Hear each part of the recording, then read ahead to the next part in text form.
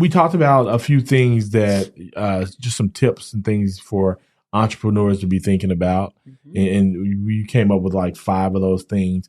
Let's kind of go down that list, like kind of quick, share those 5 things, and then let me come back around and we just kind of dialogue about them as much as we can. So kind of give us those 5 tips that you've come up with, or just things that you just would share with entrepreneurs. Yeah. So number 1, I said, find your why, then stay with it. That's good. Because that will move on to the next numbers. Okay. But that's why I put number 1 there. And then I said authenticity and flexibility are your BFFs. I like that. Slow and steady is a win too. It's okay to not have all the answers, and to reach out that someone is likely happy to help. That's good. I like those 5. Okay, let's kind of go back through these. Let's dig into them. So the first one was find your why, then stay with it. Now there's a great book called Start with Why. Have you read that? I have not. Simon Sinek. And so it's a really popular book. And I like to say whenever I do a Go Win workshop, I say if you lose your why, you lose your way. Because sometimes we got to go back to the why to say, okay, this is the reason I'm doing this, reason I'm keep going. Kind of tell me what you're thinking there. So for me, it entails everything, right? It entails, okay, why are you doing it? And if you stick to that, then everything else, not that it will be made easier, but everything else, you'll have an answer to, right? So, 3.5 years of having to put my everything into it. If I didn't know that for me, making a difference, and this is something that I can make a real big difference in, and I'm talking about making a difference in the environment, making a difference in the way women are embracing their natural textured hair and loving themselves, and using quality products, etc. And then also with some of the community outreach that I do through my company, I would have given up a long time ago, right? But then also knowing that that's my why, that making a difference is my why. Sometimes or not sometimes, but all the time, I make my decisions based on that why. Gotcha. So sometimes I make decisions that aren't the best business decisions, but they're the best decisions for me because that's my why. And so that's why I say then stick to it, because a lot of times you will find that you're being pulled away from that why. But if you stick with it, then you're going the right way kind of thing. Good. That's good. And have you found it challenging to stick with the why? Like, what have you learned to kind of say, this is my jam? I guess one, leaving your job, like, right? He's like, no, this is what I have to do. Yeah. This is definitely the why. Yeah. So, but I love that, because I think oftentimes it's about a bigger purpose, than just making money. Like, no, my why is this. I want to make a difference. I want to make an impact. Yeah, I mean, and if the why is making money for you, then know that good for you. Stick with that, and then you're gonna make a lot of money. Yeah.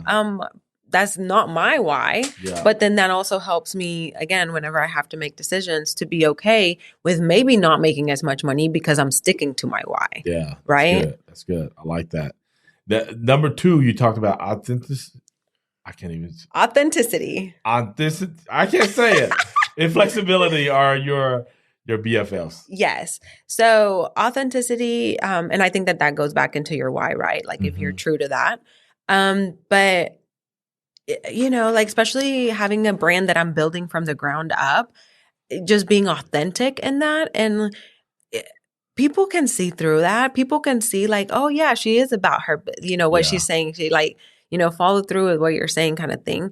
And I don't I'm an open book. I'm not trying to hide anything. I don't have a secondary agenda or anything. So I am who I am. And I think people relate to that. People gravitate towards it. So I think that authenticity really does matter. But also flexibility, because a lot of times you'll find that maybe you wanted to do things a certain way and it's just not that way. So stay flexible, and those are 2 really good friends to have around. That's good. I like that. Slow and steady is a win too. Was the next thing that you said. The third thing, I like to say slow growth is the best growth. And so I love to hear what you're thinking here.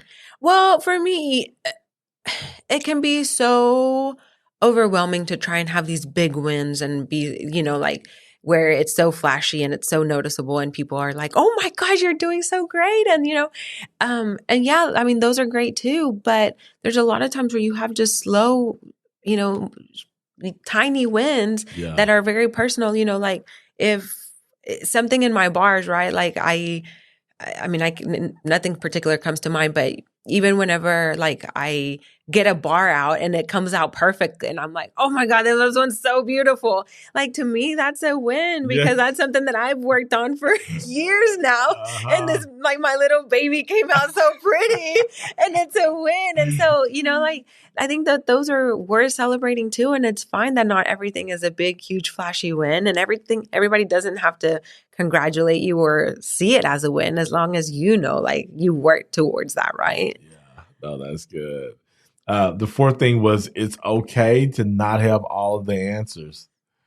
I get asked so many questions about my business and about like what I'm trying to do, about my KPIs, about like things that I have no clue about, right? Tell people what KPIs are. I have key performance indicators. Okay. Like I literally had to dig real quick for that one. But all of these like business terminology that again, I'm not a business person and I'm like, But and I tell and I'm again because authenticity, I keep it real. I tell people like I don't know what I'm doing. Like I'm just doing this. And then I find that a lot of people are then more impressed. Like, dang, then how are you doing this? I don't know.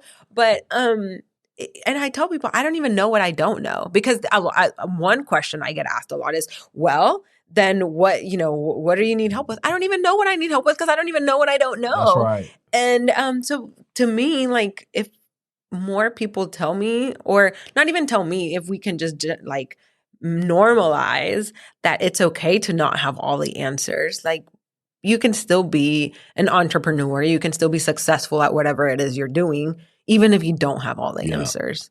And not feel like you have to have all the answers. Mm-hmm. Yeah. And at some point, you now have answers that you didn't have before. Yeah. I mean, and it is about growing too, right? Like, you don't have to have all the answers, but whenever you do have things that come up, like, you can learn them. Yeah.